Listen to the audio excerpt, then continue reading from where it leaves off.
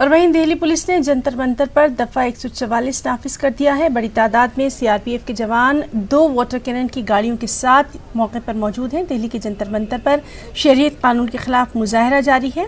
Alliance against CA की चलो दिल्ली की कॉल दी गई है। योगेंद्र यादव, प्रशांत भूषण और शाहीन बाग के एहतजाजी इसमें शामिल हो रहे हैं। बड़ी तादाद में लोग जंतर मंतर पहुंच रहे हैं।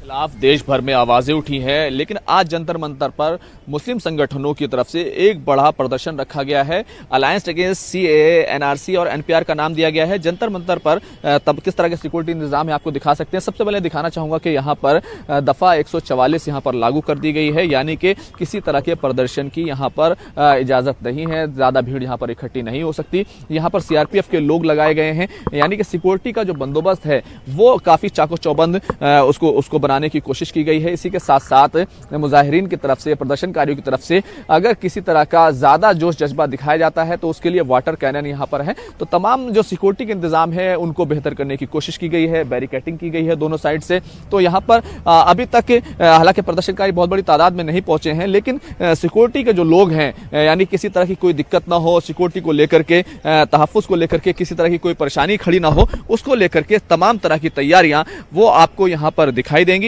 और दिल्ली पुलिस हो, सीआरपीएफ के लोग हो, सिक्योरिटी के जवान हो, वो पूरे चाको चौबंद यहां पर दिखाई दे रहे हैं। लेकिन अहम बात यह है कि दफा 144 यहां पर लागू कर दी गई है, यानी सीधी सी बात है कि यहां पर जो मुजाहरा करने की, प्रदर्शन करने की सीधे तौर पर यहां पर परमिशन नहीं है।